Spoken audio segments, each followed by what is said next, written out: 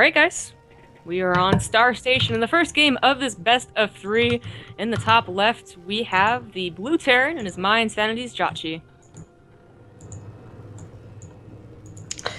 And his opponent in the bottom right hand corner spawning is the pink Zerg. It is JonnyREcco. Both these guys duking it out for the $100 prize in the grid, winner takes all. Yes. And the grid, by the way, guys, if you don't understand, you're new, is just a round of 8. I can count. Yeah. Bracket. So that's what it is. There's no losers like bracket or anything like that. So, if they lose a series, they are out. Try again next week. But it is a weekly thing. It's a weekly thing. NA and EU. Plus, they have a monthly Super Cup that happens, obviously once a month. And we also cast that. So that's pretty cool. Jjakji, though, opening it up with something a little cheesy. It's not a best of 1, but he don't care. It is a Proxy Rax. Well, Proxy Reaper Rax.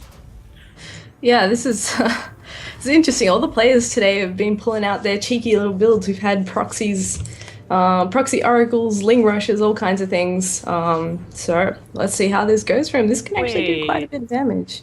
Was that an 8/8? Dude, you're right. I haven't seen that in a long time. I thought this went out of fashion. I didn't think it was a thing anymore, but hey, it's going to be the last thing he's expecting, and I don't think the Overlord's actually going to path past it either. So, yeah, he's not going to know about this. That's so unfortunate. Not sending out a drone scout. He might see the SCV. No, he did not see the SCV, so yeah, he has no idea. It's only 1 barracks. I mean, there used to be an alternative version where people would get up to 2 barracks, and then it would just be, really disgusting. But, this definitely is defendable, and it shouldn't end the game, but he should take quite a bit of damage from it, especially if Jjakji's, on point with his control, so. Yeah, it really depends how he reacts. I mean, especially if you haven't seen a build like this in a little while come at you, you can get a little bit flustered, mess up your control, and lose a tiny bit more than you meant to, which can put you in a rough position. But now he's going to know about it. There's the Reaper coming in on that creep bunker going down as well, which is going to be extra annoying if it gets up. He's pulling drones, and that's pretty much all he can do at the moment.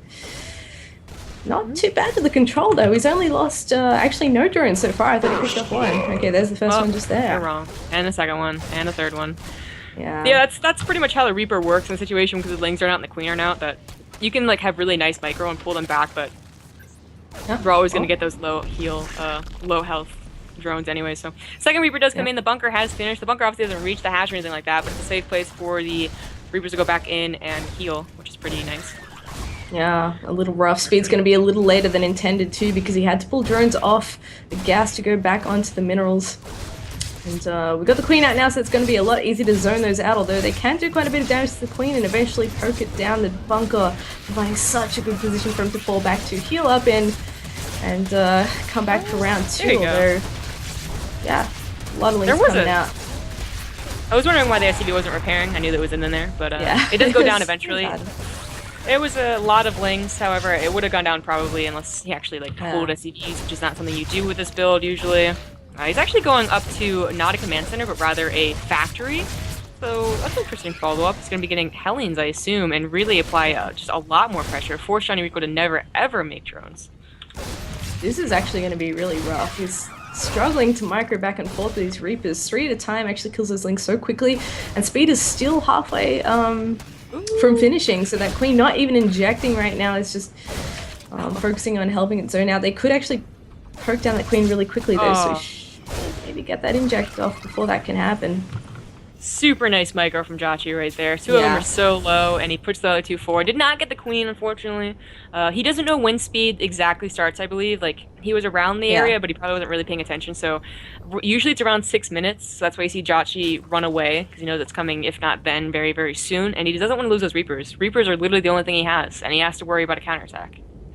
Yeah, absolutely. Any more than 2 is pushing it past 3, you're really committing to it, so you can certainly die to these sort of link counterattacks if you're not prepared or if you get caught out. So he's going to head across the map now and try and see what's going on. He's got the Overlord at the natural, so he knows that there's no command center on the low ground thus far, and he will see those Reapers leave the base and the Hellions too when they do actually come around.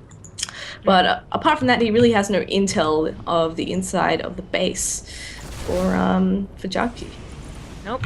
It's currently 23 SCVs to 17 drones, so not a good position for JonnyREcco at all. Jjakji's second command center is also about to finish, so he will be technically on the same number of bases. JonnyREcco has a tough decision to make. Does he just keep droning up, maybe get to a really good two-base economy, or just take a third? Hard to say, because again, he has no idea what's going on in Jjakji's base. He has no idea if he's going up to Banshees, if he got another command center in there. You don't know, so gotta be super careful about how he plays it out from here. In fact, it won't be Banshees, it'll be a Viking, although today in DreamHack we did see someone go, no, IEM Bomber went Viking into Banshee. Doesn't look to be the case here, though.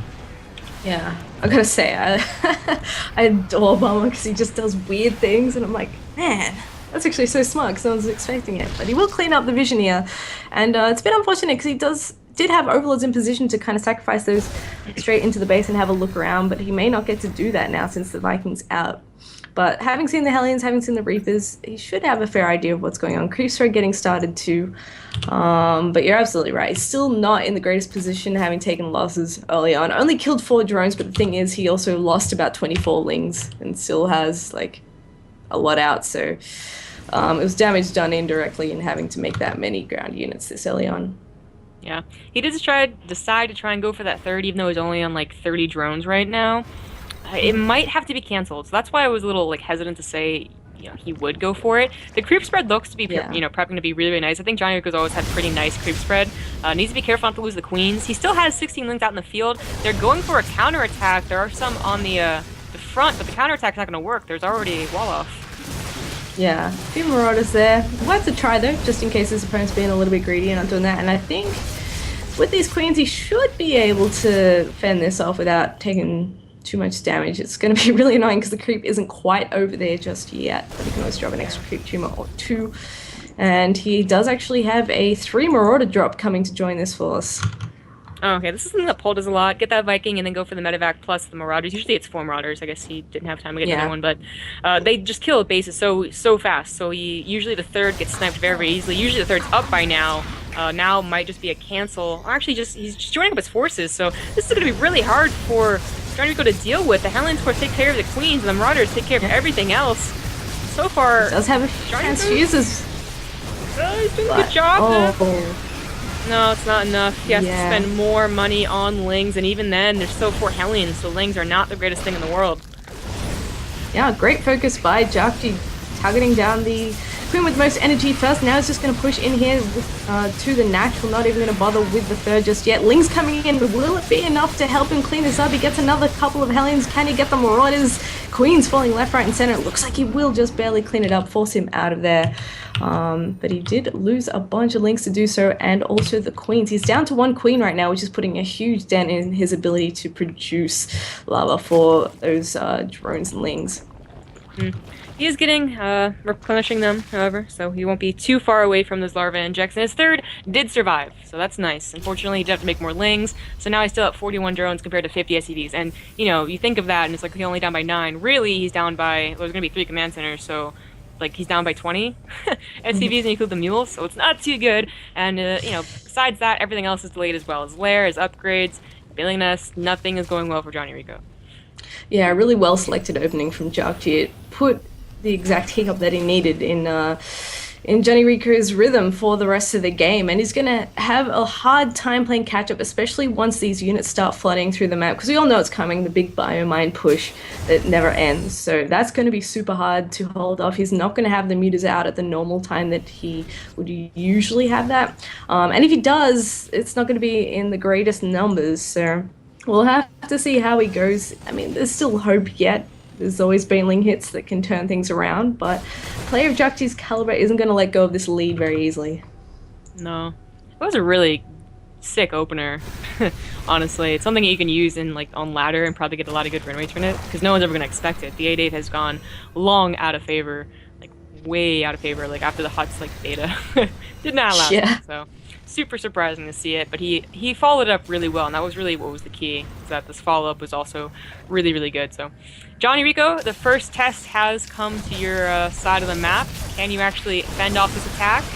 I don't know. That is a lot of stuff. I like the addition of the spines.